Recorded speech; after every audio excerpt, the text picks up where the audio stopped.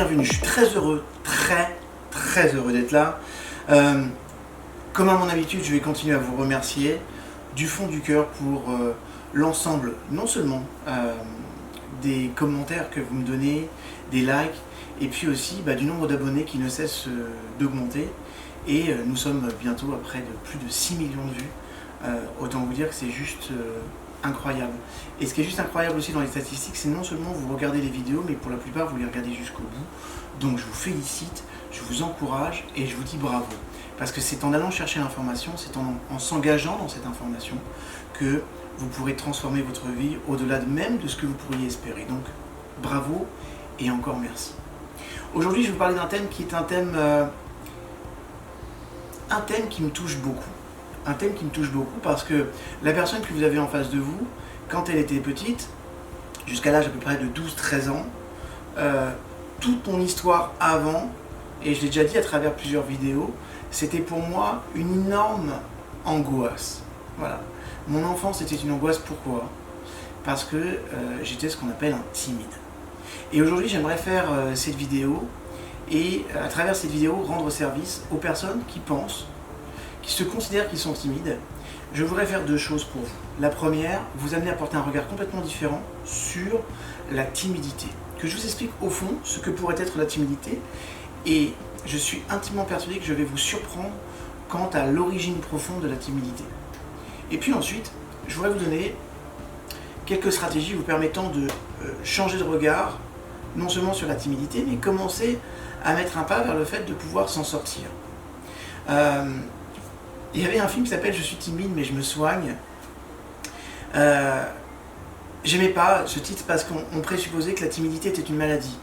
En fait, la timidité n'a rien à voir avec une maladie.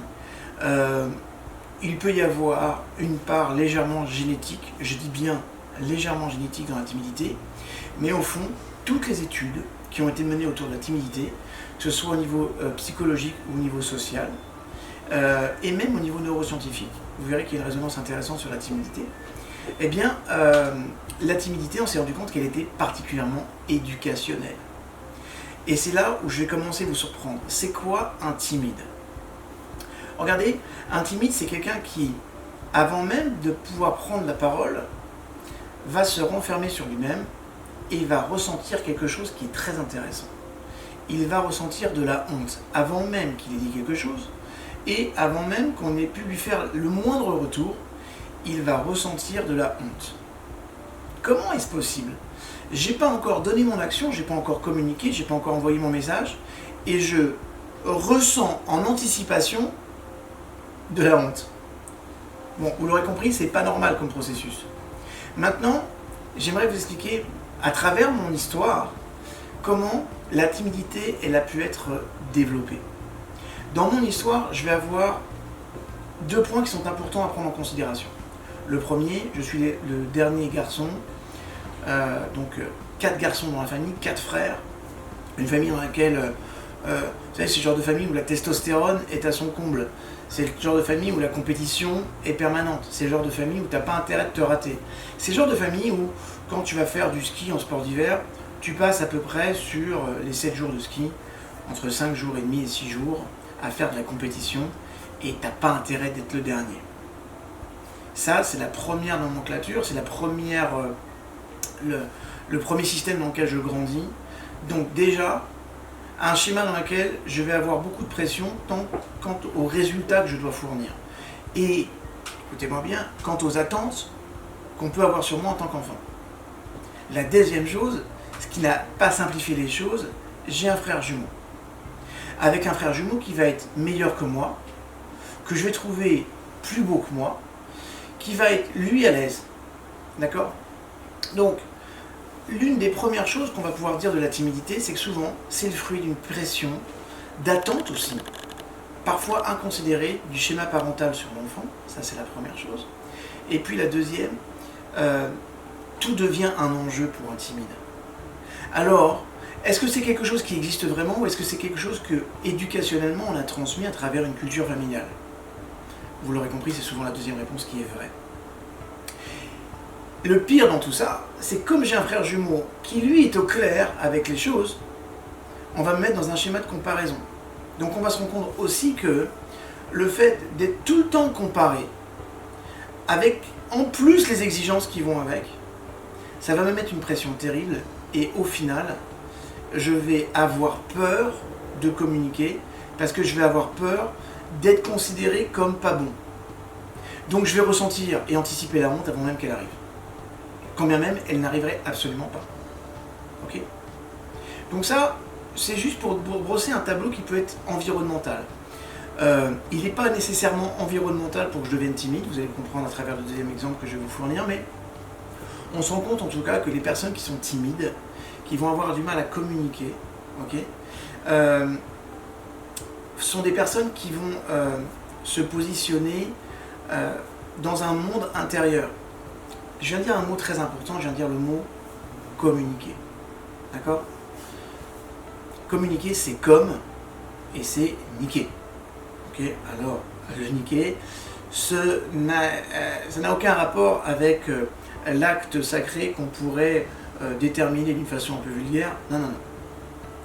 Comme, ça veut dire avec. Et niquer, d'ailleurs, quand vous portez des Nike, Nike c'est niquer en fait. Parce que Nike, ça vient, niquer, ça vient de Nike, et Nike, c'était la déesse de la victoire. Communiquer en fait, ça veut dire quoi ? Ça veut dire célébrer la victoire ensemble. Et si tout le monde savait ce que communiquer veut dire, ça veut dire que quand je communique, je dois avoir envie de célébrer quelque chose avec toi. Je dois avoir envie de partager quelque chose avec toi. Maintenant, écoutez-moi bien. Le timide, dans son fort intérieur, et là on va pouvoir parler de génétique, le timide, écoutez-moi bien, ça va vous surprendre, mais c'est en fait un très grand communicant. À la base, le timide, il est fait pour devenir un communicant. Parce que je vais vous dire une chose, le timide, il a à la base envie de communiquer. Il a cet élan d'aller vers les autres, il a cet élan de transmettre de l'information, tout petit, très petit. D'accord ? Maintenant, je vais vous raconter un peu mon histoire. Je suis dans une famille qui est sympathique, qui se regroupe, qui parle, qui raconte des blagues. Moi, je suis petit, je vois ça, et je me dis, tiens, ces personnes qui communiquent entre elles, et qui communiquent fortement, qui font rire les autres, c'est leur stratégie. Alors moi, parce que je suis petit, et je vais dire, tiens, je vais raconter une blague. Et je viens pour faire les choses, et j'ai un des parents qui vont me dire, David, s'il te plaît, ne fais pas ton intéressant. En public. Vous allez voir qu'il y a un lien entre la timidité et très souvent l'humiliation. Et ça aussi, laissez-moi vous donner un mot par rapport à ça. On n'a pas besoin d'humilier publiquement, fortement quelqu'un, c'est-à-dire lui faire honte publiquement pour qu'il ressente l'humiliation.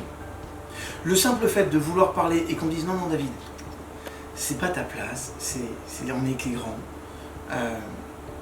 ne fais pas ton intéressant. Même si c'est dit avec bienveillance, parce que c'est un souci de me préserver et puis de construire mon moi social, en vrai, moi, ce que je vais ressentir en tant qu'enfant, c'est une frustration et de la honte. Faites ça une fois, c'est un hasard, 2 fois une coïncidence, 3 fois une loi. Okay ? D'ailleurs, vous devrez comprendre que d'un point de vue purement neurologique, quand on répète une information 3 fois, ça devient ce qu'on appelle un pattern.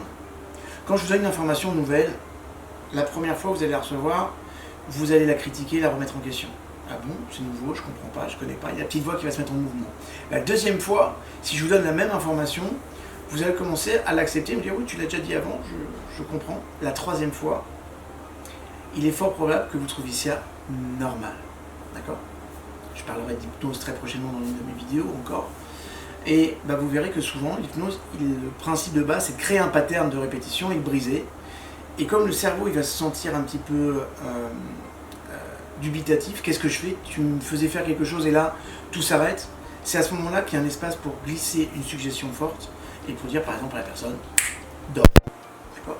C'est pas le débat, c'est pas le sujet, mais juste comprenez que la notion de pattern, c'est-à-dire que à force d'avoir cette envie de communiquer, d'aller vers l'autre, et d'avoir des personnes qui vont dire reste à ta place, ne fais pas ton intéressant, et bien il y a un moment donné, en fait, une fois, ça va me choquer, 2 fois, je vais dire mais c'est pas normal, et 3 fois, je vais intégrer ça comme un comportement qui est un comportement usuel. Ça veut dire quoi ?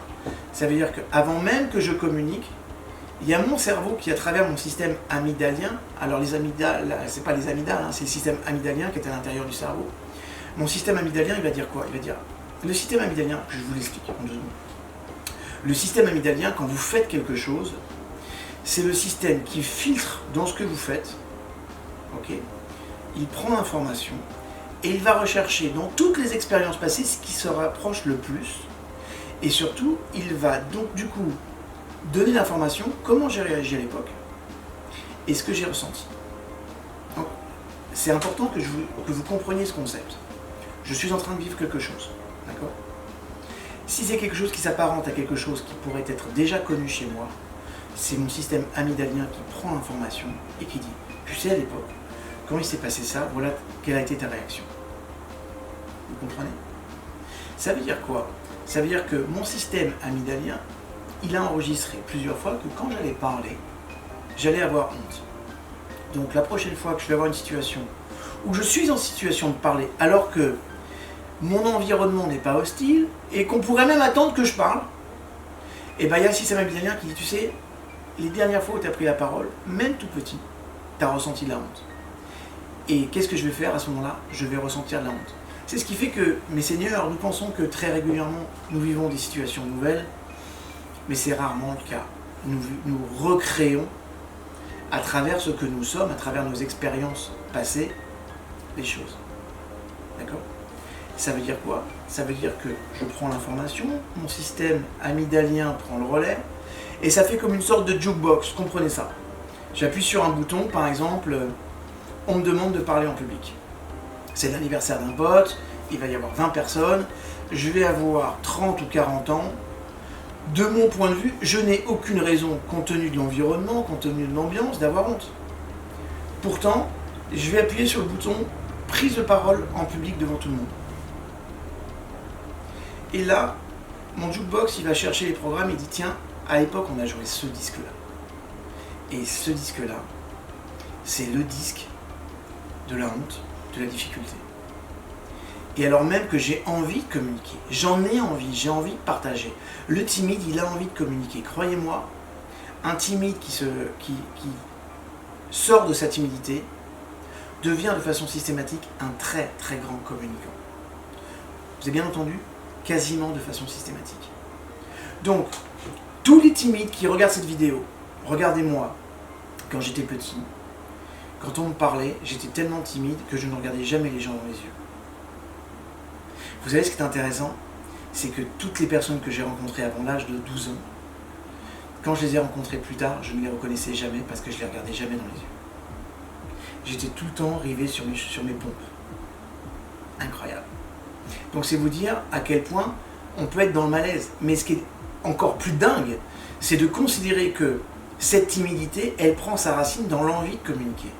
Donc un timide, si vous êtes timide ou si vous connaissez quelqu'un de timide, regardez cette vidéo ou transmettez-la lui. Pour la simple et bonne raison, c'est que je veux que vous intégriez cette idée qu'un timide, un vrai timide, c'est quelqu'un qui communique. Alors, quand je dis vrai timide, je ne le dis pas pour rien. Comprenez aussi que la timidité, c'est aussi parfois des étiquettes. Je me rappelle une fois, un jour, je faisais des dédicaces à la fin d'une conférence pour un livre que j'avais écrit sur le coaching. Et je vois une femme qui fait la queue, qui vient me voir et qui, relativement fortement, me dit, vous savez, ça a été un effort incommensurable de venir vous voir parce que je suis timide. Madame, si vous étiez une vraie timide, vous ne seriez pas venu me voir, vous n'auriez pas été aussi à l'aise, vous ne l'auriez certainement pas dit devant tout le monde, et peut-être que vous seriez arrangé pour avoir une dédicace de ma part et par une autre personne. Qu'est-ce qui vous fait dire que vous êtes timide? On me l'a toujours dit. Pourquoi? Parce que chaque fois, je n'ai pas toujours été celle qui communiquait le plus, j'ai toujours pris du recul. Ok madame, alors faites attention aux étiquettes. Je ne pense pas que vous soyez timide. Peut-être que vous êtes réservé. Et c'est une distinction très importante à faire. Et c'est une valeur d'être réservé. C'est une vertu d'être réservé. Parfois, certaines personnes devraient être beaucoup plus réservées. Donc plutôt que de regarder ça comme une étiquette négative qui s'appelle la timidité, regardez ça comme une étiquette positive qui s'appelle « je suis réservé ». Ce qui ne m'empêche pas de venir voir un homme pour le féliciter de sa conférence, pour le remercier de son travail et demander une dédicace pour un livre. D'accord? Donc faites attention aux étiquettes. Quand on dit et qu'on répète à une personne qu'elle est timide, un jour, il y a de grandes chances qu'elle le devienne. D'accord? Parce qu'elle va vouloir se conformer à l'étiquette que vous avez donnée. Donc il y a un tas de gens qui se disent timides qui ne le sont pas. En fait, vous êtes des personnes réservées. Voilà.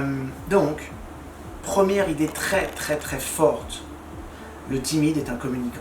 Le vrai timide est un grand communicant qui a envie de communiquer, mais qui a mis en place un schéma de pensée et une certaine forme de prophétie autoréalisatrice de chacune de ses interventions, dans laquelle la prophétie se passe toujours mal parce que c'est la honte qu'il va y avoir. Donc j'anticipe la honte.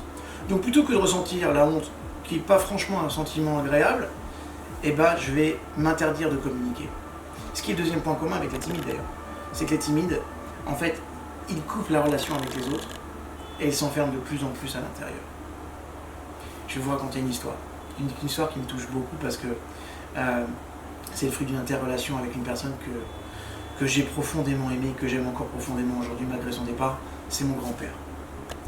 Laissez-moi vous raconter cette anecdote qui est assez intéressante. Quand j'étais petit, mon grand-père m'emmène avec lui. On va à Rouen, et au bout de Rouen, pour ceux qui connaissent la ville, vous avez une rue qui s'appelle la rue Gros Horloge, et au bout de cette rue, en haut, il y avait un magasin qui s'appelait la Grande Fabrique. Et la Grande Fabrique faisait des costumes sur mesure.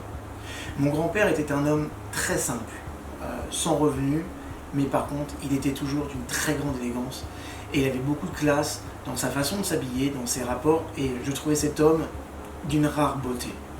Et je le trouvais très inspirant à travers ce qu'il dégageait en termes d'image, et à travers ce qu'il était en tant qu'homme. Et un jour, je vais avec lui à la Grande Fabrique, dans son Ami 8 Citroën, et je lui parle de quelque chose qui m'handicape beaucoup, c'est que mon grand frère va se marier. Premier grand mariage du grand frère de la famille. Et c'était un événement important. Et quand il me demande si je suis content et que je me réjouis à l'idée de ce mariage, ma réponse elle va être irrémédiablement non. C'est le mariage de ton grand frère, c'est un moment important, c'est vrai. Mais en même temps, il va y avoir tellement de gens et je vais être mal à l'aise. Et tu sais, il m'a dit, mais tu sais, ce sont des hommes, des êtres humains, je vais être mal à l'aise.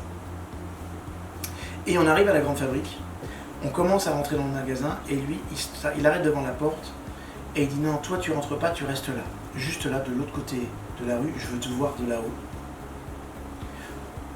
Tu pourras monter, venir me voir et participer à la confection qu'à partir du moment où tu auras demandé l'heure à 100 personnes.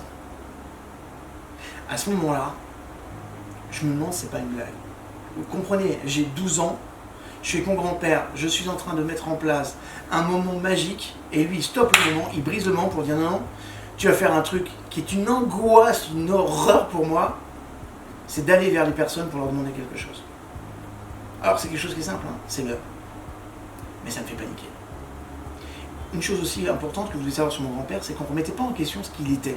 C'était quelqu'un qui était affirmé, c'était quelqu'un qui était posé, c'était quelqu'un qui était positif, mais quand il disait quelque chose, tu savais que à des moments, tu n'avais pas un espace de négociation possible. Donc, je m'y colle.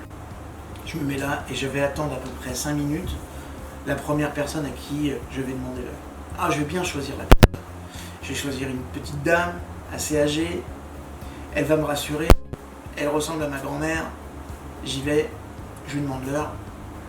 Et ça se passe plutôt pas mal. Et je lui ai demandé l'heure à 100 personnes. Je compte sur mes doigts. Et je me rappelle d'un truc, c'est qu'à l'époque, il y avait une commerçante qui en face me regardait demander l'heure à tout le monde. Elle a dû celui-là, là, s'il n'a pas un toc, il n'a rien. Ça a duré 1h15. 1h15, et je peux vous garantir que j'y suis allé. 1h15, j'arrêtais pas de demander l'heure à tout le monde. Parce que je voulais le voir en train de faire son costume. Et je le regardais et qu'il me regardait. Et au bout d'1h15, je monte et je vais le voir. Je fais, Pépé, pourquoi tu m'as fait ça?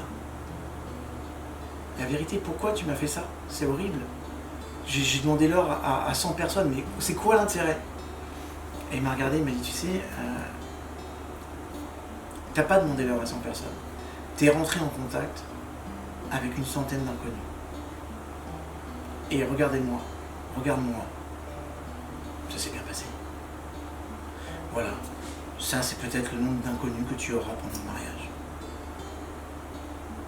Et vous voyez, c'est intéressant parce que le jour où mon grand-père est décédé, je suis allé naturellement lui rendre hommage, et un jour, je vais voir un des commerçants qu'il allait voir régulièrement, et chez qui il m'envoyait régulièrement. Et il m'a dit, tu sais David, quand tu venais, sache une chose, c'est qu'à chaque fois que tu venais, la raison pour laquelle ton grand-père t'envoyait n'était jamais vraie. Je vais vous expliquer pourquoi. C'est-à-dire que parfois, mon grand-père, il me disait d'aller voir le boucher, en disant, il s'est trompé de viande, je lui ai demandé du palereau, il m'a demandé de la bavette, je sais pas quoi, il m'a demandé de la changer. Et donc j'y allais. Maintenant, quand vous avez 12 ans, et vous avez un boucher qui fait 2 mètres, vous avez le sentiment qu'il fait 6 mètres, aussi bien de haut que de large, il avait un tablier injecté de sang, et à chaque fois, il avait des grands couteaux dans les mains. Donc autant vous dire que c'était pas sécure le système. Okay, j'étais pas sûr à chaque fois de pouvoir revenir vivant de mon expérience boucher. Bon, je suis revenu vivant, et même s'il me regardait parfois assez durement, et il changeait toujours les choses.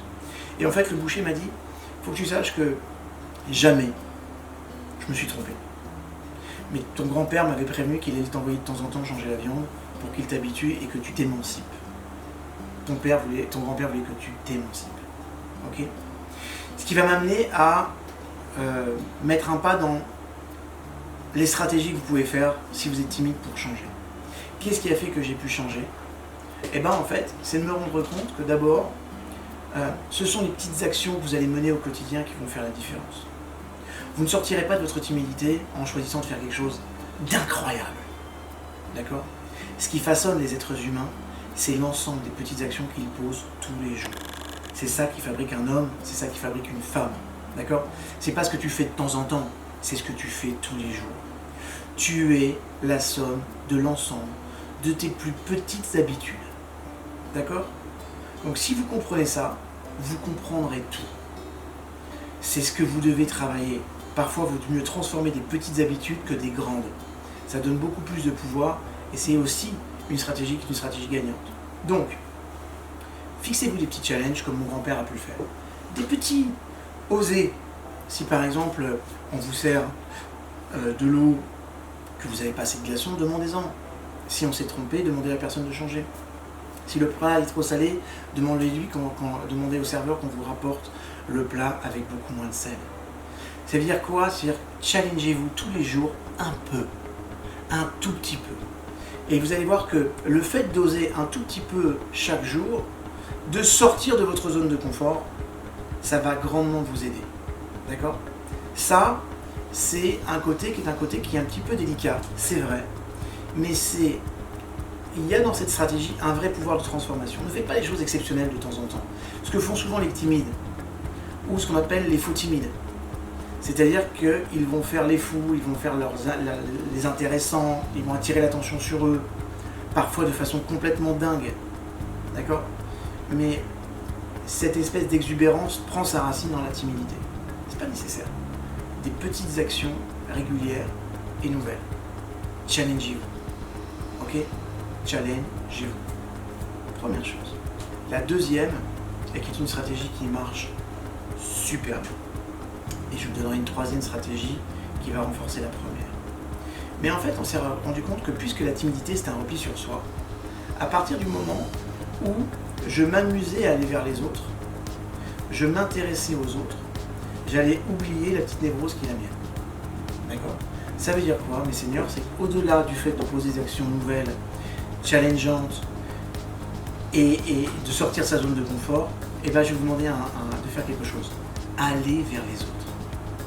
Mais aller vers les autres en vous intéressant à eux, en leur posant des questions sur ce qu'ils sont, sur ce qu'ils font, sur ce qu'ils aiment, sur ce qu'ils ont, sur leur vie. Plus vous serez intéressé aux autres, et plus vous trouverez que votre avis sera intéressant. Et ce qui est intéressant, c'est qu'il y a une loi en termes de communication, c'est que les gens s'intéressent à moi qu'à partir du moment où je m'intéresse à eux. C'est une règle de base. C'est ce qu'on apprend aussi en vente. Si tu ne t'intéresses pas à ton client, il ne s'intéressera jamais à toi. Si vous ne vous intéressez pas aux gens, ils s'intéresseront jamais à vous. D'accord ? Donc aux timides, je vais demander le plus possible, tu ne veux pas parler de toi, tu ne veux pas être centré sur toi, pas de problème. Mais ça ne t'empêche pas d'être centré sur les autres. Donc, soit dans une intention, soit dans une attention et des actions qui vont dans ce sens et dans laquelle tu vas interroger les autres sur ce qu'ils font, sur ce qu'ils sont. Okay. Ce qui m'amène à la troisième stratégie, et cette troisième stratégie, elle est très simple, elle renforce la première. Mettez-vous, préparez-vous, puisque vous allez avoir honte. Ou en tout cas, vous pensez que vous allez avoir honte. D'accord? Préparez-vous. Préparez-vous, ça veut dire quoi? C'est-à-dire que quand une personne va vous dire ça va, quand il va vous poser des questions sur votre travail, ce que vous faites, ce que vous êtes, entraînez-vous seul. D'accord? À toute forme de situation. Maintenant, écoutez-moi bien. Vous le savez, je l'ai dit peut-être à chacune des vidéos, parce que pour moi, c'est la plus grande révolution des neurosciences. Ce principe, c'est que le cerveau ne fait pas la différence entre une situation réelle et une situation inventée de toutes pièces. Je répète, le cerveau ne fait pas la différence entre une situation réelle et une situation inventée de toutes pièces. Vous vous rappelez que je vous ai parlé d'Amidal tout à l'heure? Il a pris ce chemin-là parce que c'est le seul que vous avez créé.